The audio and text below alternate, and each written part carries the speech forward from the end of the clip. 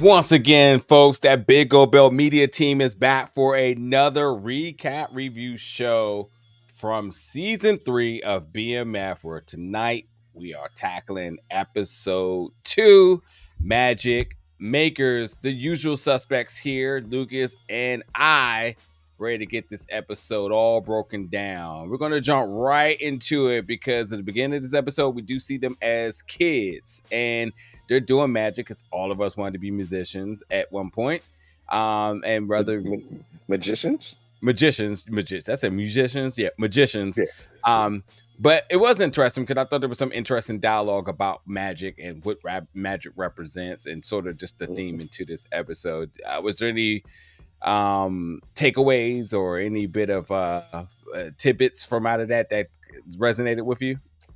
No, not at all, because I didn't want to be a magician growing up. I actually wanted to be a musician growing up. I danced like New Edition. I practiced If It Isn't Love back to back until my feet bled to get that dance down. But just, the tidbit just of magic, it's just a nice setup to let you know exactly kind of that it's not necessarily magic, it's what you prepare to trick other people into thinking it's magic. And that's kind of the theme in the episode more than anything else. Plus, Charles, when he's like, look, is that my jacket? That was my jacket. Like that was the funniest part of the opening of the episode. But again, it's just the metaphor of using magic in this aspect that we don't see often in shows. That really worked. So other than that, nah, it was just a nice opening scene. Nice to see the transition of going from seeing them as adults in the first episode and then going back to seeing them as kids and just relaying that into what they had to do after it felt like everything was about to fall apart. Yeah, true that. Then let's keep moving because we now see Terry in his new house, the new crib. And I don't know. Well, one, this isn't the crib that there's two sort of infamous BMF cribs. One's in Miami, which is Meech's one. Yeah, that's the big one. But T is still in Detroit.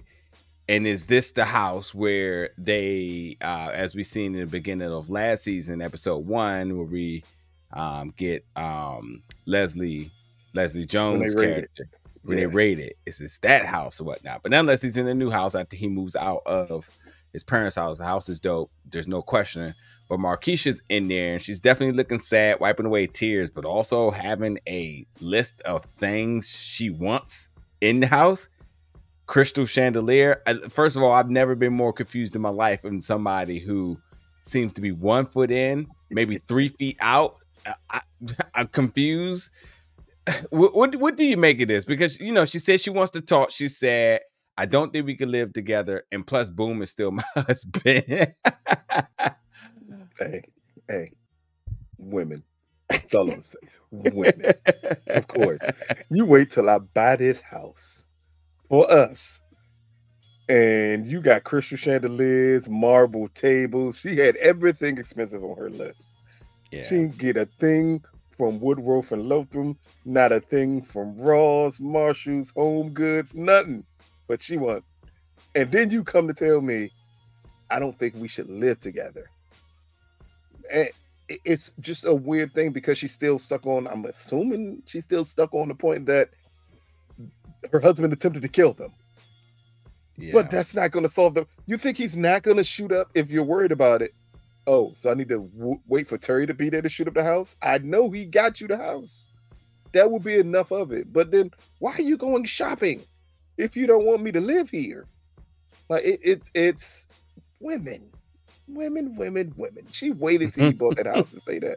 Why she didn't say that when they was in Terry's room with Lucille down the hall? Why you ain't say then I don't think we should live together? It could have been an easy situation there. But you wait till I buy this big house and say we can't live together. But again, it's just the emotions. I think it's also just her emotions swaying back and forth. Again, in the end, she clearly loves T. She's terrified of what Boone's going to do. I don't understand even bringing up that she's still married to him, but I just think it's just the fear of what could happen next. And if something happens to him, it's my fault because I knew better. Because I think this also goes into play that for and I know some people forget it from time to time, is that Markeisha is significantly older than T. Yeah. So it could be her just like, you know what, I'm older. I know this is not the situation this boy needs to be in, no matter how much I love him. And I can't have him live here with me in the house that he bought, that my husband would know he bought.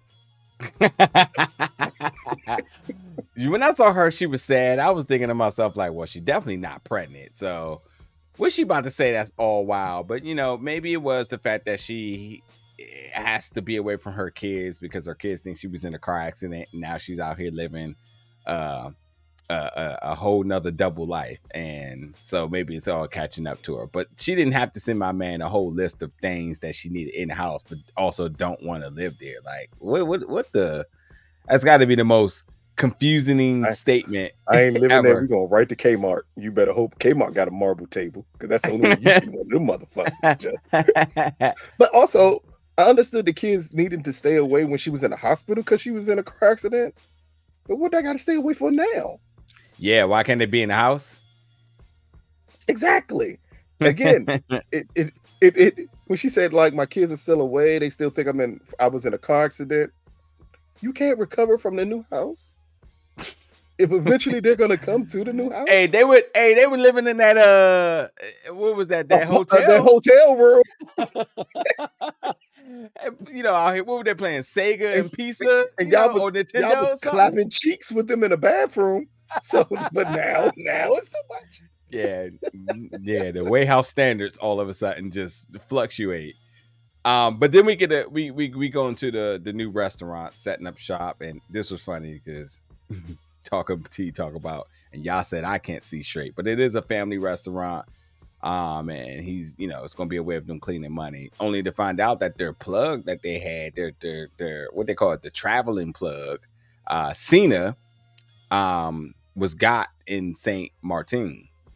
So now they are all trying to figure out what are we going to do, and this is where the episode of the title of the episode comes into play, because now they're going to have to somehow, some way make magic to make everything continue to flow. You know, now that their plug is got, and you know what they get it for, and the content of it and everything, they know they're not going to be able to solve this. It's just not happening. You know, the major players that they would isn't available anymore. So what are they going to do? But after that, though, we go to the Flenory house, because a face that I instantly recognize, and I definitely, matter of fact, let me look up his name real quick, because I want to make sure I put some respect in my man real quick here. Oh, but before you even get into that, let me go back one quick scene. One, we see here again the impact of K9 snitching, because it clearly said the drug dealer caught up. Is why they caught him.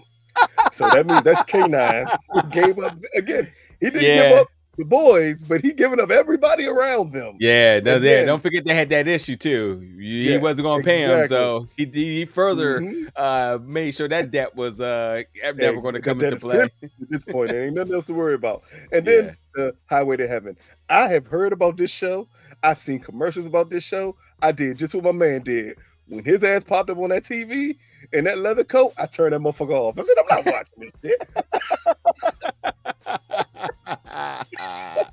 Hey, Hoop has low key been one of the funniest characters on this show. He gave me some commentary. That's hilarious. But yeah, talking about Black Panther, the character Javier is played by Alex Live in Ali. There we go. Who, if you've seen Black Panther, Wakanda Forever, he's Atuma, the one that had that really dope fight with Okoye, who's played by Denai Gaderi, on the bridge. So good to see him getting some work. Pulled that out and remembered that is amazing. Oh yeah. Tell you a thing about that movie at all. Well, and I'm not going to say what I called them all, because that would be racist. But what I keep telling you about toting this line of one fits. You and this toting this line of like, let me find out a way. You want to get canceled bad, don't you? Few statements you bring up canceled. You can't bring up Wakanda Forever. It's two groups of people in that movie. Black people and blue Black people. You can call them blue if you would like to, but they're clearly not blue. Smurfs? Like they were something. No, they were border Latinos. That's all I'm gonna call them. That's so, fine. Yeah, I don't. Also, people of color too. So there you go. Nevertheless, yes. But it was definitely cool. I think he is definitely a character. I've seen him in a couple other things too that I remember him from. You just blew my mind that you remember him from Wakanda Forever. That's all that was. That was a hell of a callback. Maybe Ozark. I'm trying to think of what else I remember him from. That may be it for me. Is the Ozark. More than the Wakanda Forever. Definitely wasn't that movie. But yeah, they show up at the house because they are looking for Meech, and they calling him Mauricio. Mauricio. They ain't no Mauricio here, but I love how dedicated they are. I love how out of touch they are with society. I ain't gonna say with society, but with within the Detroit community, because they're just like, we're gonna walk in. And it's funny because you're thinking like, who would think that it's okay to just walk in? I'm pretty sure every other city that they've been into that's mildly acceptable in the sense not of even like, an issue. Yeah, we're coming in and we're going to look for our person, and that's it. And like, it's funny because they really don't mean no harm. They just trying to find the person that they're looking for here, just in a very out of touch way. To dealing with black folks, it could be just that simple. True. Because other people wouldn't have stopped them if they're dealing with other Latino folks. Do you think they would have stopped them? They'd have been like, they walk right in with no issue. Yeah. Like, so it was just a cultural difference there. And that's what made the scene so funny. Down to him having to pull his hair out to try to say exactly what he was saying to get Charles to understand. Like, none of that worked. Charles, that hammer was real quick. Like, he good for something. Yep. I was just waiting for Lucille to pop out and be oh, so you can turn away people at the door too, huh? Not letting everybody in fucking them. Yeah, you're right about that. They try walking the house because they're looking for Meech. Charles had the hammer. My man also had the hammer on him too, but it was nothing about that. They're just looking for Meech. They said wrong house, but it's interesting because they knew exactly where he lived at. So they was very dedicated to finding their guy. But going back to the studio in Atlanta, they talked about the travel plug getting got Cena, and while that's happening, T is talking to Meech. Charles rolls up, talk about Migo tried to walk into the house looking for Meech and so on, and now they're just trying to put the clues together. So trying to figure out how, who, and why, and because it is Amigo, they're figuring like, oh, that's got to be a coincidence. That can't be a coincidence considering that Cena just got. But yeah, get to a title screen because they like to give us a lot before they roll that title credit. But we go back to the studio now because now they're trying to figure out how they're going to regroup. And with Dice gone, while they're having community over Waffle House, it is all about now what's going to be the next move. They got to figure out what they're going to do. And while things were looked to have been apparent to really be kind of ironed out for how they're trying to set up shop and the whole system they're trying to create. Without having a product, it just goes back to square one. So, what was your thoughts about everybody sitting around the table, having their Waffle House, and then trying to put a plan together on what's next? Again, this is just another form of showing black folks breaking bread. That's the best way to come up with a plan. You can't tell me people ain't sat around the table eating the worst food humanly possible or Waffle House, or whatever you eat, and then you come up with good plans to do shit. It's like a 2 a.m. call when you would go to them little jumps that stay open all night. You come up with the best ideas at that point in time. You don't like Waffle House? Come on. Who likes Waffle House? You accept it. Nah, you accept it. Everybody. I'm sorry. Especially everybody in Atlanta. I'm not for disrespectful service and mediocre food. Like those two things don't go well. That's every carry out in DC. No, you would not do that. You would not do that to carry outs in DC. Damn it. Disrespectful service, but the food be bomb. That's what I said. It's not me. I said Waffle House was mediocre food. And it's because it's more of a Southern thing. Like up here, not doing no waffle. Like, come on. And I've gone to Waffle House, not had a horrible meal, but it ain't like my first option is to go to Waffle House. Waffle whose House first or, option is to go to or Waffle Cracker House? Barrel? I ain't doing nothing with a cracker in it. I'm sorry. I understand that is another Southern thing that don't work for me. No. I don't want my food with a hint of racism. Like, nah, I'm good. I'm good. So that means there's no way you're eating at Denny's. Nah. No. Continue your point. Continue your point. I'm from DC, dog. Like, it was IHOP. That's it. And yeah, I forget it was and Shoney's. Like, that's it. Rest in peace. That joint's so long gone. Jeez. I don't even remember them having breakfast. Did they? They did have breakfast at Shoney's. And not even remember, Joe. I do not remember breakfast at all. But continue. Shoney's breakfast. But again, yeah, it was just, again, it's nice to see them attempting to come up with a plan, because you would expect it here normally that possibly these new people he's with to abandon ship, because you promised us all of this product, all of this weight, and now you need us. And that's not the way we saw this relationship form, or even being set up, that they would be this close that fast. Yeah. To understand, like, yeah, we all need to get together, find this plug so we can find a way to make sure what we have set up still runs. So again, it was a different thing, and I do appreciate it that it didn't go the normal route of everybody abandoning Meech because you no longer have what we need you to have. Yeah. True that. And it's always good to see 2 Chainz do something. Yeah. So we get to this random hospital only to find out that it's Detective Bryant and his baby mom. And we learned something you've been talking about a lot. And I believe maybe season 1, you was talking about just how much detectives make. And it's very clear, if y'all didn't know, that my man said he's making $9 an hour. And, you know, Detective Bryant... security job. He said he's looking for security jobs, and they only pay $9 an hour. Oh, okay, right. His salary was $9 an hour, but the security jobs was $9 an hour. Right. Yeah. Here's the point of the matter is, like, he's not making a lot of money. No. And he's not too high on his pride about it. You know, he's going to his baby mom talking about they need to come together for their son. He's looking for a second job. He's looking to see, can she contribute in any way? He's trying to get some substantial amount of money so that he can get a lawyer for his son. What do you think of Detective Brian and sort of somebody who's sort of been high on his pride, very high on his ego, to be the complete opposite of that right now? It was all desperation. Yeah. You clearly went to the mother who gave up custody of your son. Like, that tells you just how desperate he is. That he knows, like, my pride is out the window, which is a great thing. This is one of the few times we're actually seeing him be a father. That he has about that.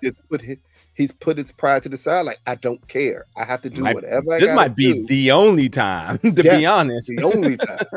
And like, I got to do whatever I got to do. Whatever pride I had, ego, all that is gone. I have to do whatever I got to do to make sure my son is safe. So again, it just found it weird that you went to her and she gave up custody of this child.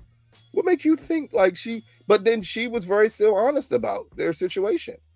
Like, I did it because of you. And we broke this family. And she still gave him a little something or whatever she had to still help out. But again, it's just, we see him in desperation mode, which we have not seen him before, but it's not the desperation mode of him saving a job. It's a desperation mode of him doing whatever he got to do to make sure his son gets out of that situation. Yep. So now we have a lunch meeting between Detective Jen and Detective Amberson, where we're getting a little bit of insight upon Amberson's upbringing. But also we get a little bit more about Jen's background, because it's her dad's restaurant, and he comes in making sure his daughter's fed, adding some more food to the table. I think he even called her skinny or something. We want to make sure she's fed good. And he comes over speaking Mandarin, only to find out that Amberson also can speak some Mandarin because of her time in boarding school that she picked up from some of her classmates there. The dad even asking about Detective Bryant. Where's your other partner? And he gave an analogy about coloring in the lines. Out the lines. Yeah, outside the lines. Yeah, which was I say in the line, I was out the line, which is it's intriguing because Jen is out here trying to live by the code. We're not going to just pretend like you ain't just steal 3 keys off that crime scene, right? She done completely forget them lines. Them lines don't exist anymore with her at this point. You're not allowed to steal 3 keys and think you're still in the lines. Do you think she had? Do you think it's a financial issue on her end, or you think it's more about the addiction she's definitely been running from? I'm hoping it's a financial issue, because if you have an addiction issue with cocaine, like 1 brick can go a really, really long way for your addiction. 3 bricks, and you are having a Rick James party every night for the next 3 months. Do you think there's any chance she could be trying to use this to frame somebody? I'll go even deeper, and let me put on my get into my BMF Facebook group chat phase right here. I literally thought it's a chance that she stole these drugs to give to Brian to sell to get money for Kevin. Oh boy. Wouldn't that be something? That's not that wild. Because we're not going to pretend like they weren't. She cares for him. Yeah. She cares for Kevin a lot. Thank you. I was talking about Brian. She cares about Kevin a lot. And she was sort of a mentor for him. And it broke her to see him, for her to have to arrest him because she colored inside the lines. Is there a measure of her partially for it? Yep. Yeah. Yep. That is interesting. That's long term. That's what I thought. Do you think also Asian parents and Black parents are a lot alike? Because her father came in there like a Black mother. If she think you too skinny, because that's the first thing he's doing. You need to eat more. You too skinny. Do you think Amberson's privilege is going to come into play in a negative aspect? Definitely. Yes, definitely. I mean, in all honesty, Detective Jen brings it up in the first episode when she says, "Wait a minute, your name," and she put 2 and 2 together. Like, did you get this job because of that reason? And Emerson has not dispelled that at all so far. And now that you're kind of more privileged, why would you choose to be a cop? And this is one of those professions where you do question someone who's been well off, who is well off, and you choose that. It's like a rich person becoming a teacher. You have questions about it, but why? Why would you choose this life for yourself? Yeah. And I think that's what's going to come into play is either we're going to get something deep seated for the reason that she needed to become a cop, or it's going to be the opposite. And it's going to be that she wants to be this horrible climber that makes things worse for everyone. Yeah. We will definitely see. Seems like they're trying to give us all the background information on her to kind of build a profile. And she speaks Mandarin. What fucking boarding school did you go to that someone had time to teach you Mandarin? I mean, it didn't teach. She said she picked it up from her friends, but nonetheless, it's still very, it's very different. With so many Latino folks, you know what I didn't pick up? Spanish. Never did I pick it up. I learned how to say the cuss words and the words you shouldn't say. You form a full sentence with somebody. One thing about you're gonna get that ignorance in. You're gonna ensure you tap into that ignorance. Hey, I grew up in the 90s. You every Black person know in the 90s. If you was around a bunch of Latino folks, you know the words you learned to say. Everybody, we all learned the same exact words. And they were all in Blood In, Blood Out, Bound by Glory. Like all those bad words in that movie, those the ones we learned. Yeah. So we get this little car scene with T and everybody, T and the crew, and they're going to meet a plug that was we'll talk about in a second. But we get to this church, the new church, and Nicole over there saying, this is who y'all been waiting for the entire time. It's finally him. He's finally has arrived, folks. It's Breeze. It is Breeze. Y'all been waiting for Breeze. It's Breeze. Breeze is here right now. In Detroit. Finally. In Detroit. So don't worry. Breeze is on the way. Breeze, this little baby Breeze. And before Breeze and Nicole, Tasha and Ghost were in another room talking. So don't worry. This is Breeze finally. But nah, Nicole looking over and looking like something she see over there she like, but it's her classmate Breeze, you know, and he looking at her, and you know, it's a little bit of flirting and whatnot going on. But while that's all happening, though, this scene is a lot more detailed than y'all realize. After a very good sermon that just touched the souls of Miss Lucille, she ready to sign the family up. But my man Charles, the one moment he possibly can get close to her, then puts his job on the forefront again. So Lucille's like, all right, whatever. But y'all ain't gonna act like Charles ain't look back, and he ain't looking at Nicole. He's certainly looking at that fine piece of tender Jesus meat up there, preaching that sermon. Because if it's one thing about Charles, he gonna find somebody in that church to get up on. Has my man focused once again. This been shifted just because he saw a fine piece of tender meat up in that pulpit. That's all it take. What my guy Bernie Mac said on Friday was like, Lord have mercy. Look at it. The Lord know what I like. That's all it was for Charles. He like, oh, maybe we should go to this church more. That's all it took. Is one little quick look. That's all it took, Joe. And they did a good job of it looking like Charles is looking at Nicole when Lucille turns around. Mm-hmm. But he's definitely looking at the deaconess or pastor, whatever her rank in the church is, in that pulpit. It ain't gonna be long before Charles asking for a private prayer, and we know how my man Charles go. he gonna be trying to be confessing and all sorts of different things after that. 6 second Charles, that's what they call him. 6 second Charles. 3 pumps, we ready to go. But even with that though, it was time to roll. Nicole was talking to Breeze, and Lucille said, "Let's go." But Lucille also peeped that Nicole is feeling this little boy, so there's gonna be something to make there.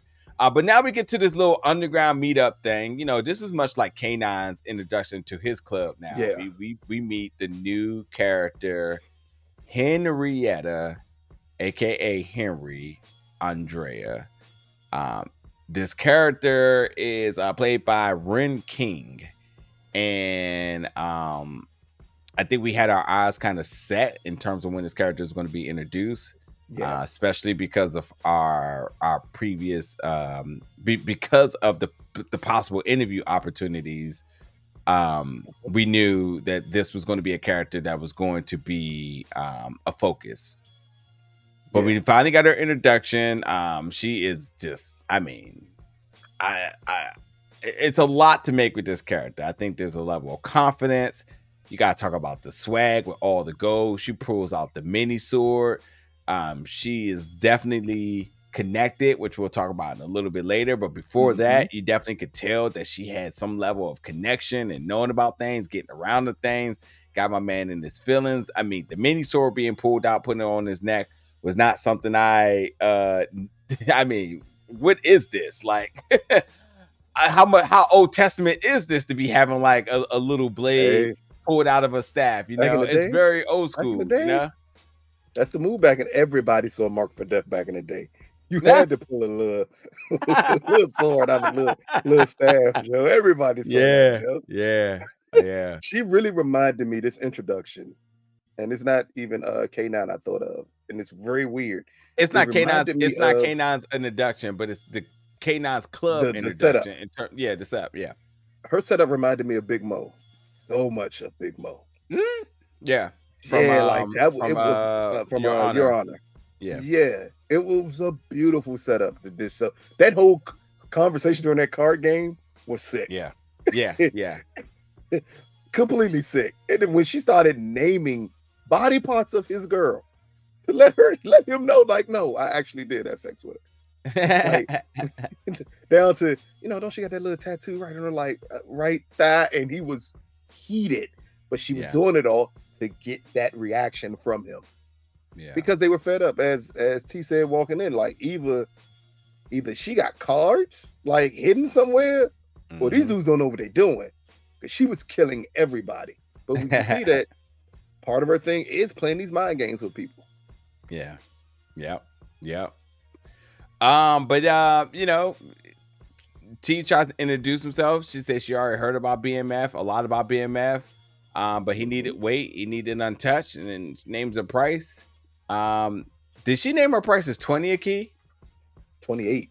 28 a key. Yeah. I'm sorry. It's 28 a key. Yeah. Yeah. So it's interesting because she wants 28 a key. Meech gave Stacks 25 a key. So at a deal. It's 30 normally. Yep. So but they still got it underpriced from what Meech was selling it for. Right.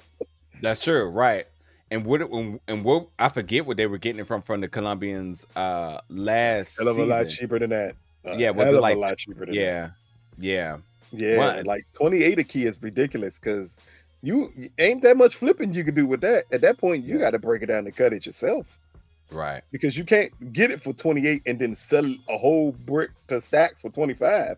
Means you losing 3 keys per? Nah. Yeah. At that point, we breaking this shit down. Yeah. And but again, she said it. You're desperate. Like, you really have no choice. Because eventually your customers are just going to come to me. Yep.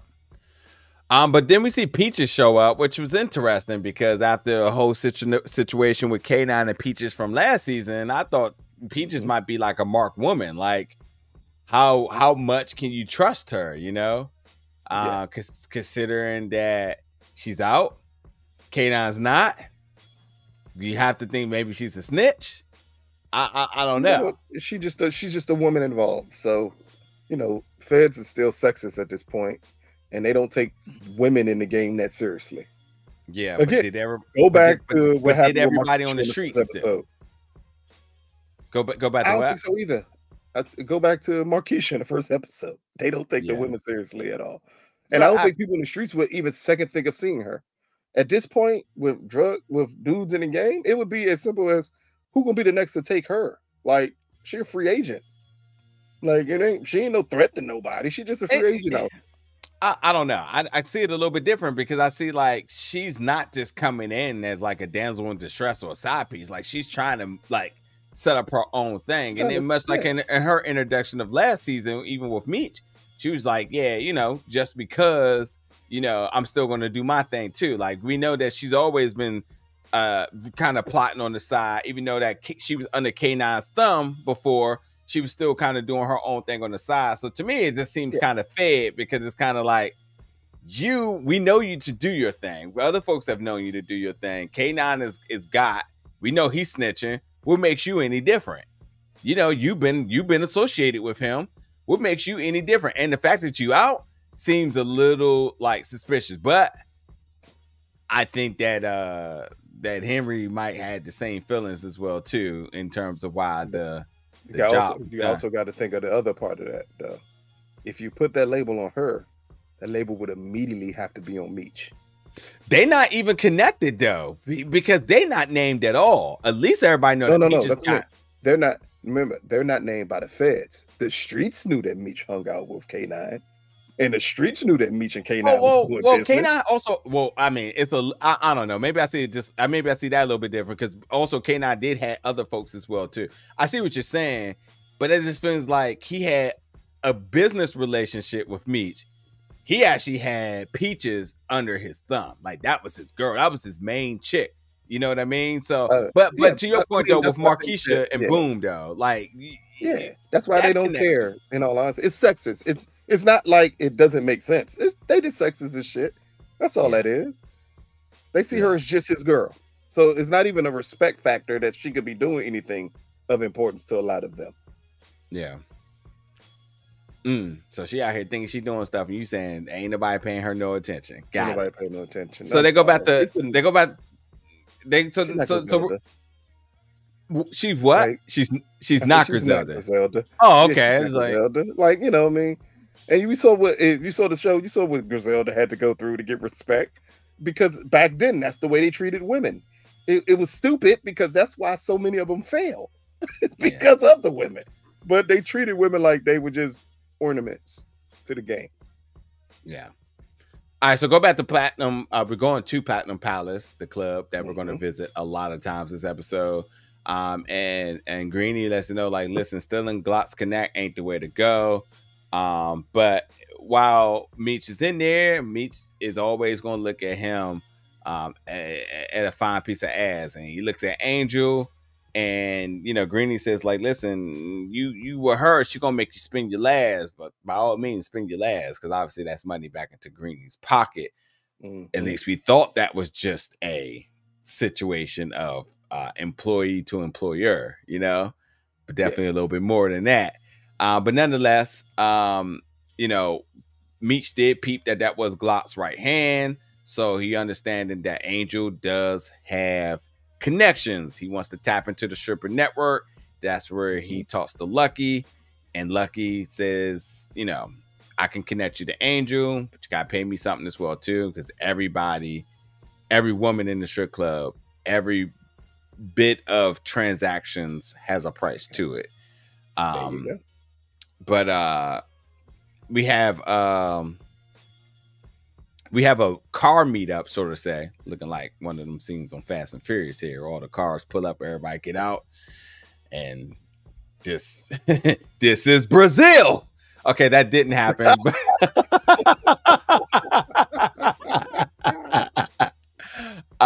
But we do get Loco and Javier as they're talking about they're looking for Meech, and they did mention Ty Washington, and Ty Washington likes Meech, and Cena Meech.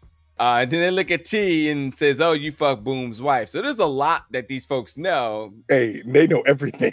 They do. They literally do. It's like, I guess it's like a level of like, so we're not playing stupid with one another, but because I love the fact that their English isn't good. They both do speak good English. But I love the fact that they're able to portray characters that don't have good English, so they're so puzzled about this.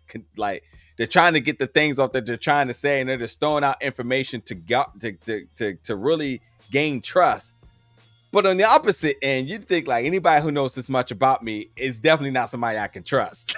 Like, it's a weird thing, you know.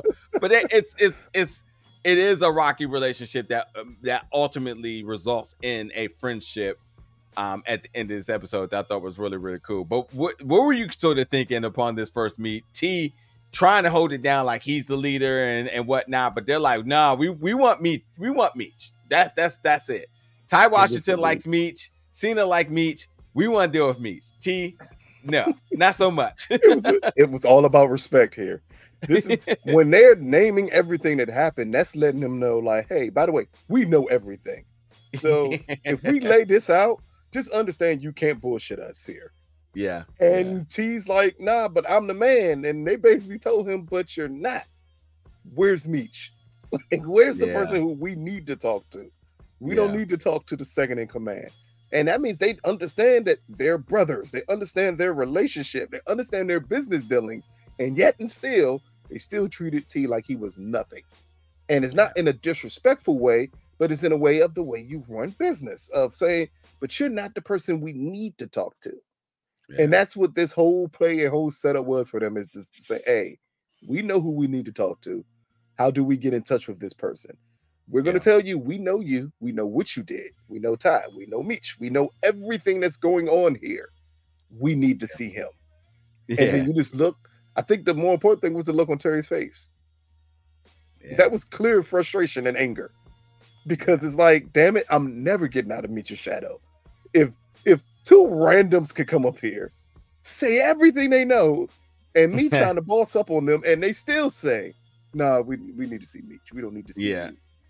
Like, that just, again, puts him in his place. And again, we're dealing with a T who at this point is still trying to establish himself as the man, because Meech is not in that city. Still didn't work. Oh man, we have gotten to our first scene of season 2-3, where STARZ has to ensure that contract, Hey, section 4, line 3, point A, in terms of we're going to pay you a check. You going to have to show some cheeks here. But nonetheless, no, we do get this sex scene between Peaches and Henry. And this is first of all, Henry called a shot. She said, listen, I that was a nice piece of ass in the club she mentioned earlier with Peaches. Said she was going to get her. She got her. But after that, she says, we do this first, but then we talk business second. I guess I'm interested in what Peach's whole point of this was. What was Peaches trying to get out of this? What was her whole plan? Same thing. I guess so. Yeah. Because clearly, this is the first scene I remember in anyone's STARZ contract where a certain sexual item was included in it, and they like it. You can tell that it's a mind play for both of them too here. That's all it is. Yeah. Just yes, sex is being had, but both of them are clearly playing the game with one another here. Yeah, I mean, it's Peach's MO for that because she did that before in season 1, episode 1 or 2. You know what I mean? When Meech walked in on her. So like, this is right down her alley. Maybe this was her trying to see if she can get connected with Henry, and thought that this may be a way of being able to use her, only to find out that one person's playing chess and one person's playing checkers. So her normal strategy with guys, and surely it's probably been a successful tactic this entire time. Maybe this would work for K9 too. We don't know. Yeah. I mean, K9 definitely was pissed about her being out and whatnot before, but maybe if she figured if I can get K9, I can get anybody else, and thought she could put it on a woman, and the woman put it on her. Same strategy don't work the same way when appendix being used is not a real one. Like it's that there's no not amount of thinking that Henrietta was not gonna go through here after doing that. For her, it's just a power move. That's it. That's what she gets off on. It's a power play. So it's a difference in the way you play mind games versus a man versus a woman. And it seemed like Peaches was a tad bit lost of trying to figure this one out. Yeah. Because if that was a man, she'd had him hook, line, and sinker. Easy. Yeah. Yeah. But this is a completely different setup for her. Yeah. All right. So let me get through some things now. So we're going to go back to the Flenory house. LaWanda is there because she wants to know what's going on with the security being outside. Terry's showing up, talking about family is his top priority, and he's trying to do whatever he can to smooth it back over with LaWanda. Because listen, I'll handle this one very, very, very quickly. My man got put to the side by his other chicks, and now he's trying to run back home. If this ain't Charles, I don't know what it is. I mean, man. The Flenory boys are wild, aren't they, man? Especially T and Charles, man. Jeez, man. Brought a woman to the house with LaWanda there 3 years ago. Now he back like, but baby, I still love you. Like, yeah. I still want to make our family work. Trying to kiss up on, he's so wild. He's definitely wild here. Moving on though, Meech and Angel, because now they're getting that talk. We find out that Greenie is actually her boyfriend, and we also find out that Angel doesn't really understand her value, know her worth, and even to the point of Meech trying to buy her a dinner. She's like, "Why are you spending money for nothing?" But Meech is, Meech. One thing about Meech, because he probably didn't get this from Charles, probably got this from his mom or by way of his mom's teaching about chivalry. He gonna take care of a woman. He gonna definitely throw them hands on somebody that's an abuser. He done fought in the club 3 times and have not been kicked out once, and is all off the strength of somebody disrespecting a woman. I mean, he saved homegirl at Freaknik, and that's kind of legendary when you think about it, because that documentary shit. No one would. That documentary should be dropping soon. So hey, it's a bunch of injunctions in court right now to make sure that documentary with actual footage never sees the light of day. But yeah, that's Meech. That's one thing Meech gonna do. But Angels and Trees, she wants to know more about her worth and more of the sweet things that Mr. Meech can say to her to make her feel empowered. Falling in love at a strip club of all places. You can't. No, that's you think he's falling in love? Years ago. Yes, I think he's falling for her. I think he's intrigued by her. I think he's intrigued by her, but I don't think he's falling in love. I think he's trying to figure out how he could use her. I think she's more or less falling in love. I think he's gonna try to pull her out the strip club. Just give him some time. He's gonna try to pull out that strip club. Yeah. I wouldn't doubt it to see that evolve, but I don't think he's falling in love at this moment. I think he's definitely trying to see how he can use her, and I think she's looking that there could be guys that don't want to use her, which is interesting because he definitely wants to use her because of her connections, her network, and using her ability. But she thinking like this is just a nice guy that don't want to use me for my body and everything, or treat me well without wanting to for her to receive something, she has to give something. May not actually be in the play anymore because that's why it is with anybody. That's all she's ever known for Greenie, because for Greenie, she basically is a business. A business. She is a business. Yeah, she's a business. So, yeah. So back at the Flenory house, the T shows up, talking to his dad. Divorce papers and all, just sitting there. He talks about everything he did, joining the gang, game. Because all he wanted to do was ever help the family, and he said he never judged Charles for the choices he made. But one thing about Charles is Charles gonna, by all means, he gonna mess up a moment when it's with his son, because in some way he gonna deflect. He gonna try to find a way to deflect, and here he go once again because he turning back looking like, well, that ain't true. Well, Charles, the decisions you've made hasn't always been about family. Pretty hard for you to kind of vouch about someone's approach when you haven't really taken that approach at all anyway. You can't be the standard. So your sons and anything they do has to be a product of what they've seen by you. So for him to come back and judge, even after he's given grace for the things he's done, he kind of looks back like he's ready to judge T for all the stuff he's done. Charles is this. I don't know, man. We ain't seen Charles do half of the stuff T done did though. Like Charles, with somebody on Lucille. He was a hard dad, but he ain't never bring another woman home when Lucille was sitting at the table. He did. She came over when they were just over that joint, just having dinner. That was Lucille's friend, though. That was her friend. Okay, that was her friend. That's why it was your friend. Your friend gotta pop up. I gotta go over there. Marquisha and LaWanda ain't friends. I gotta go over there and fix this light bulb. It's gonna take me 3 hours though. I'll be back. He can even get sexually aroused with Lucille because he was thinking about Mabel so much. Matter of fact, and then even worse, when Mabel didn't want him, then he went back to Lucille thinking about Mabel.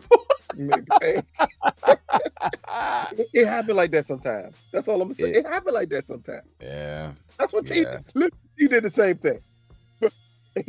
Marquisha like, you got to go. He like, yeah. Let me go back to LaWanda. Hey, baby, I missed you. Like, come on, bro. Oh man. Moving on, we got Jen and Amberson. They're looking at cuts. Well, they have concluded and found details that Cuts was the last leaving the scene upon Saints, where Saint was killed at. So they're getting more intel about that. And that's going to send them exactly where we know that's going to send them. This was a very shortcut, almost an easy pass road for them to figure out that Cuts is part of the PAs who's part of the BMF. And I'm just kind of baffled that they weren't able to put this together a very long time ago. Instantly, should I almost say. But anyway, Lucille and Nicole, they're at sort of a health fair or something you can call. And Nicole's picking up some tampons, and Lucille's like, oh, don't you start using those, because the moment we start using those, you're going to be wanting to stick other things up there. If they ain't the mommist statement of a mom, but it's so extreme. But we meet Maurice Montclair, who happens to not only be somebody who had the hots for Lucille back in the day, but they were also prom dates, and you know, he says you're the one that kind of got away, and I've met women, but nothing like you, and just gassing her up. But listen, Lucia's cuckoo for Cocoa Puffs too, because she is just losing her mind over there, and Nicole is peeping everything about it. They got another scene, so we'll talk about that in 1 second. But we get back to once again the club, and they want to know, definitely want to know, like, did the angel give you the drop on the plug? The angel give it to you, and I don't know why Meech is beefing about what lingo somebody used. I guess he doesn't want to get too complacent about being in Atlanta. Maybe want to make sure he doesn't blend in, but make sure he continues to stick out as being from Detroit. But whatever. But anyway, we see Angel getting harassed in the club. Meech throwing hands once again, and she wants to pay him back by dancing for him. And Greenie is peeping everything. I don't think there's just quite yet anything to talk about that. So let's just remember that Angel wants to pay in lap dances, and Greenie wants to be aware of what's happening. Yeah, because she hasn't learned her value, not quite yet. Stripper. Like, I mean, what else can she do for you? I don't know. Bring me a bottle. No, she's not a bottle girl. Those are different. I mean, I don't know. I talked to the bottle girls and the bartenders at strip clubs. Like they will tell you, they are not strippers. It's like that is 1,000%. Oh, and you know what? If you've been in Atlanta, they bad too. They badder than the strippers. Yeah, yes, they are. Man. Yes, they are. Shit. Man. Yep. Not just Atlanta, South Carolina, North Carolina, DC. The paint. Like Chuckalisa. Yeah. No. Yeah. Oh, damn, yeah. Oh, yeah, definitely Chuckalisa. Shit. Yeah. Wasn't she stealing money from the dancers at one point? Yeah, exactly. Like, come on, bro. Oh man. All right, so now we get Detective Brian and Blaze, and there's a long-standing friendship here. And Detective Brian, again, coming off of his pride and his high horse, that he needs a favor. He want to know if Blaze is still in the game. He says, one, because I need a good lawyer for my son and I can't afford one. I need fast money. So obviously Detective Brian isn't asking for him for some legal consultation, but he's looking to move some product, which makes your theory about Jen even more sort of even more of a possibility. But Blaze here, who's not only just connected an OG in the game, respected, but Blaze is also I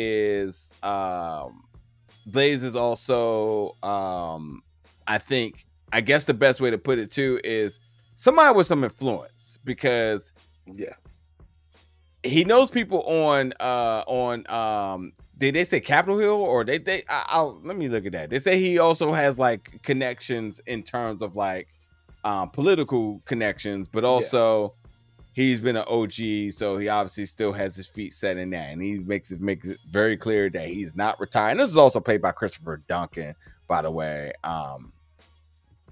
What is some of the roles from Christopher that Jamie Foxx show? Yeah, so I think that's the no-brainer right there. That is the one everybody remembers of Christopher Duncan from. Jamie Foxx show. You can't help it. Like, he played the hell out of that role. Yeah. And he's been in some of the other stuff we covered. You mentioned Your Honor earlier. From that, I covered Swagger. He was in that as well too. Nobody watched for Tom Swift, which was the spinoff of Veronica Mars. I watched every episode of Tom Swift. No, you didn't. I am not lying. I watched every episode of Tom Swift after it was canceled, because I had to know why the hell was the show canceled, and then I found out why. I said, "Oh my god!" Yeah. I mean, I'm all for inclusion, but we can go a bit too far. Yeah, I mean, I knew Detective Empire or Detective Star, or I know a star. I know a show that's giving you those same type of vibes that belong on that Fox slate. And there was not even a chance I was going to even watch that. So even though that's not Tyler, even though it is Tyler Perry, but Yes. it gives you what's his name that did Empire Star vibes all the way. Just Lee Daniels. how can I take this serious? Yeah, Lee Daniels. How can I take Lee this Daniels. serious? Oh Yeah. no, it was definitely that shit had been a Lee Daniels show. There's no way in hell that was not a Lee Daniels show. It had every element of a Lee Daniels show. Oh man, but yeah, Blaze, man, and you know, the big thing is Detective Bryant, who we knew had some history in terms of being in the game. They got away from that very quick. I mean, that one very early scene where he was on the baseball field and whatnot, and then after that, that was it. They just completely was like no more of that. You know, what was his involvement back in the day? You know, instead of just being a stern cop and a absent, he's not an absent dad, absentee father. Yes, absentee father. Yeah. What do you think of the Blaze introduction, and where do you kind of see this going? I'm more interested in seeing just how much power he has. Yeah, I love that at the end, after Brian was leaving, whoever that other guy he was talking to, and the first thing he said, "What do you think?" And he said, "A desperate man is dangerous, but it's also someone we could use." Like, I'm way more interested in saying exactly what does he mean by that. Yeah. And right now, you're kind of introducing someone who should be considered a big force. Yeah, let me just correct one thing. Brian even headed towards him. Yeah, I was just going real quick. I was going to say I was talking about his political affiliation. He has connections on the city council. So yeah, when you talk about somebody who is respected on the streets, the daughter's working in the business, obviously has a big connection and system of his own. Everybody knows that he's an OG, so he's almost untouchable, and he still has political context. Like, yeah, he's absolutely should be a big deal, big threat. Which means that Brian also has to be somewhere, somehow respected in a fashion that he can come in to even take a meeting of sorts. A meeting with him. Be considered. Yeah. But go ahead, continue. Yeah. But again, that's the big part to me is how big of a threat is he? Yeah. Down to when he talked to, when we get to reveal that Henrietta is his daughter. Yeah. And he said, "I let you continue with your little side business." She just literally sold someone a brick for $28,000. And he said, "Your little side business." Like, that should tell you just how far up the chain he is. Yeah. Yeah. And it doesn't have to be drugs. It could be so many other things that he's involved in. But that he sees what she does as something minuscule. Like that again shows just how powerful someone is. Yeah. Again, Pop kind of, reminiscent of a Snaps and Pop, where they clearly are involved in everything humanly possible. He just ain't talking about a 401k. Not the way he walked that house that Brian walked into, that he was just sitting there playing chess. Like, nah, that's a different level of a person there. And again, you put it perfectly. Who is Bryant that he has a relationship with someone that powerful that he could just walk in there and have a conversation with them? Yeah. I don't want to speculate too much. Maybe I'll give a little bit at the end, but let's just get through the rest of the stuff right now. So Maurice and Lucille, again, just two friends catching up here for dinner. We find out they were prom dates as well, too. Maurice has the hots for Lucille. But I think what's significant about Maurice, and I don't know if we have any more to talk about him later, is that this continues to be a driving force why she's definitely going to go through with the divorce. It's all over for you, Charles, because this man... up a doctor for Charles. Yep. That's all she gonna be thinking, a doctor. I gave up this chocolate man for your punk ass, and you up there sleeping with everybody. You know she gonna throw it in his face soon. You know it. And you know what she does? She gonna try to say it sarcastically, and Nicole's gonna pick up on it. You're gonna say something, and I gave up a lot to be with you. You know, just doctors and everything to be with you. And he just gonna be thinking she just talking like, I could be out there just getting penicillin for free, and then your ass. Maybe you need some penicillin. Let me go get it for you. Cause you nasty out here. Hey, you better stop playing with Lucille. All right, she out for blood. But yeah, I just think that Maurice is just going to be a continued reason for her to push forward with the divorce and not ever going to allow anything to be rekindled.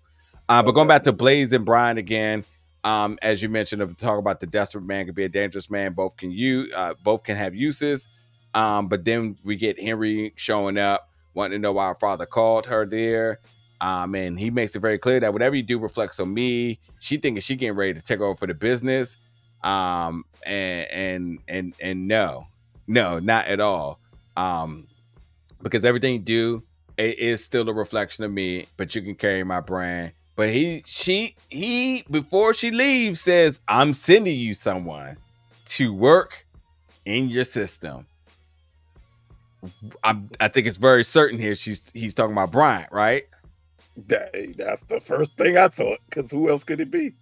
Yeah. And that's a hell of a thing to say. What is interesting is Brian working for her.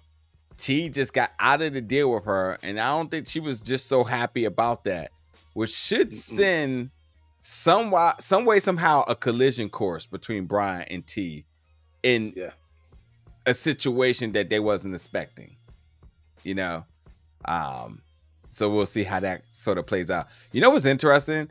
That if Brian gets out here selling, but he ends up becoming the cop that takes him down. Because we see that clearly at the beginning of the first season. We see that he's the one who comes in and catches T. Last season, yeah. How does that transition happen? Yeah. Again, everybody's a little dirty. Everybody's a little clean. That's kind of the way it works in the streets. Yeah. There's no one crystal clean, and there's no one that's always dirty. Yeah.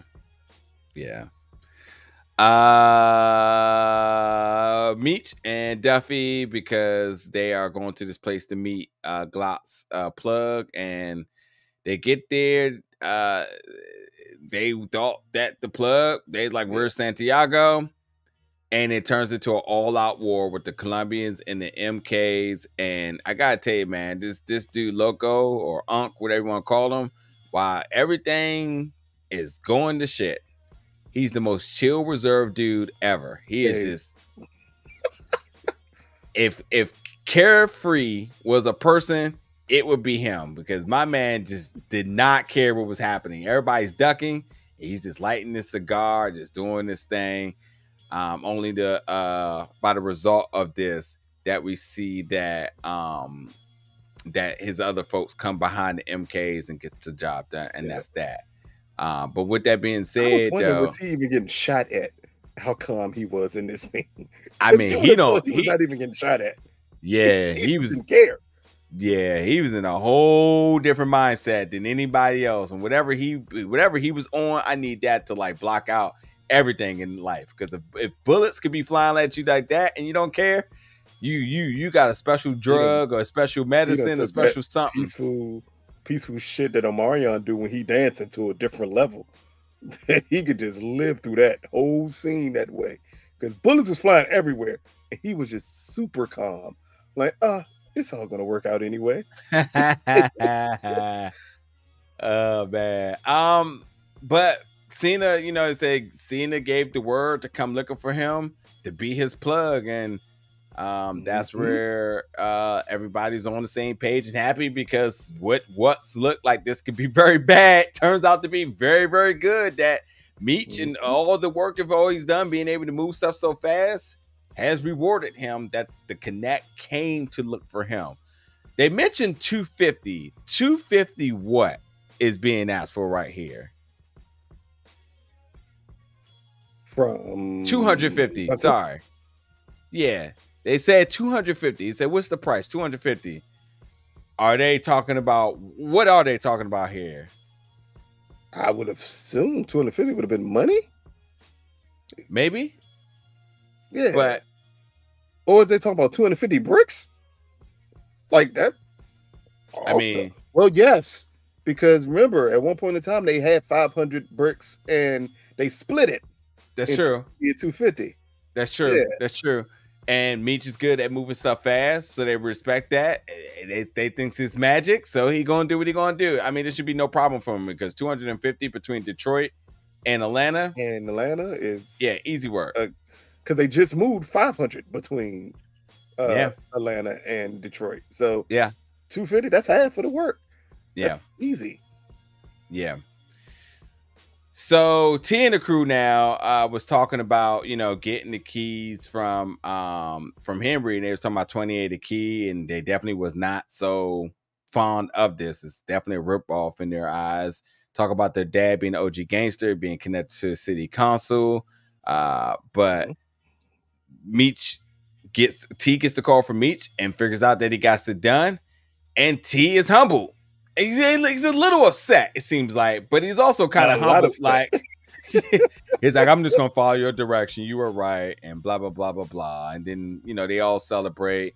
I thought that it was really cool for one reason, because not only did everybody sort of give their flowers to one another, but I mean, even Hoop was like, listen, this is both of y'all work together, and appreciation for Sterl for what he's done. So, you know, they're all on the same page, on a good page for that. But what did you think about T not being quite happy he couldn't get the job done?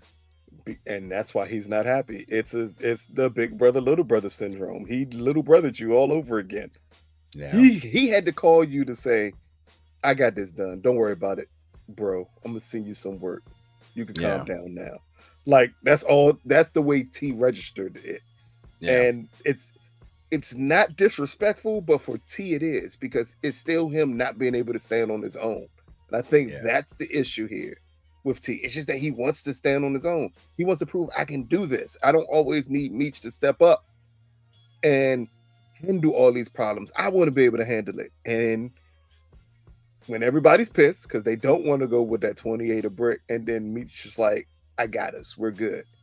Yeah. Like, yes, the crew makes it sound like, hey, yeah, it's both of y'all work. Both of y'all did this. But in T's mind, he's thinking, nah, we didn't. This was Meech. It is what it is. And I got to play the background to him. Even when he's gone, he's not here. And I still have to play the background to him. Yep. Yep. Realization for sure. Definitely going to be a dynamic that's going to be very heavily featured over the next few episodes. So we go back to Henry, because now he has to figure out what he's going to do with Henry, but he calls off the deal. Henry seems to be like, okay, but also not okay, but we'll see how that plays out. Lucille and Nicole, because they're having a talk about the talk about tampons, which I'm sure Nicole thought it was going to be a lot more than that, but nonetheless, Nicole was very much aware of the googly eyes that Maurice is having for Lucille. Lucille's having for her. As he mentioned, it's the same thing that's happening with her and Bree. So I don't know, man. Mother-daughter connection about to be featured finally, because for a moment we almost forgot Nicole was there. They was getting ready to we forgot after Lucille slapped the shit out of Nicole. Yeah, that's true. That was the last bit of their relationship. That's true. I was like to say, like, yeah, it kind of reminds me of like how Tasha and her daughter that no one remembers. There's Tariq and there's Yaz, but the other one. Everybody loves Raina. Okay? No, who? No, everybody loves Raina. Like Raymond, everybody loves Raina. You're gonna stop that way, Jeff. But again, this is a mother and daughter situation here that's gonna be fun to see, because it's a different dynamic. Because she's gonna pick up on all the stuff that her mom's doing. She's another woman, and she's coming into womanhood. So, like, even down to her, like, when they're sitting down, her say, "Wait a minute, is this the sex conversation?" Yeah, like she almost said it like, "You like a dollar short here on this conversation. Like, we don't need to be having this talk right here." But maybe we do get to see them bond, because we do understand in real life what their relationship is. So we get to see them get closer in the bonding here, and we get to see that in place of necessarily the brothers not being around each other as much to be as close, and we get this as the relationship instead.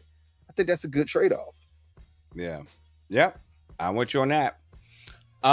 Moving to the next scene, we get Henry and Peaches, because she wanted to double down on it. She talked about how it's a fine piece of ass, but you're not smart. And I love how Peaches is kind of like, wait, what? Only to, find out that I talked to your plug, and I'm in and you're not, and you thought we had a deal. Yeah. What did you make of this? I guess this is the one scene I just didn't understand. I'm still confused. Who's her plug? And what led you to shoot her in the back of the head? Like, it's just so many questions here. Yeah. So many questions here. Like, I just don't get it. But it's other things I don't get. I didn't get the moaning in the scene because what did you like that shit? And I'm like, I gotta ask questions. Well, I'm gonna ask questions when I meet people in this lifestyle that can help answer some things I have issues with. But here, it just didn't make sense. Who the hell is her plug? Where did this information come from? And why did you have to kill her? Like, does anybody know that answer? To me, and I mean, it probably don't make any sense because I really don't understand. So I just let the folks, y'all can do y'all thing in the comments and back us up. Let us know. Like, maybe we're missing something. I just think that maybe this was a result of anger after T pulled out. That's what I thought. That's the only thing I thought. So, but she still knows who Peaches is. Yeah. She still knows that Peaches has some form of connection to T. And maybe she took it out and said, I'm gonna kill her. Yeah. I don't know. Anywho, getting to our last few scenes here, we get Amberson and Jen, and they're doing more recon, spying on cuts. Lucille feeling herself, thinking about that guy while she's in the mirror. Charles tries to come in and he ruins her picture by how they shot that, which I thought was funny. And Charles over there is smiling, talking about, you look beautiful over there. And she hits him with the good night, Charles. I told you, man, it's over for Charles. If you had a parlay and you thought Charles was gonna get back in there on your bet, you can forget it. That's a wrap. You're not getting that. That's not paying out. Major thing. When you walk up on your woman and she's in La La Land, do not open your mouth. You do everything else through her butt talk. Because clearly she's thinking about somebody else. You can almost get it off and be perfectly fine. Because in her head, you that other nigga. And if he would have never talked, Lucille would have gave him some right then and there. But you can't talk. Kind of almost identical to the scene where Charles did that to Lucille. When he was picturing Mabel the entire time. True that. That's true. That is very true. Last but not least, we get to a few other scenes real quick. We get at the club, and everybody's there. You know, you got Loco, Unc, got Duffy, got Stacks. Tina comes back, who's Mo's cousin, and you know, just that whole rekindling. It only makes sense that she showed up because she was one of the ones that introduced Meech to everybody from Freaknik to in the club, just all her connections. So it makes sense that she come back to kind of tie that up. But Greenie comes in and talks about drinks is on the house and whatnot. So we definitely got him getting ready to be overly passive aggressive to everything because of him and his chivalry and whatnot.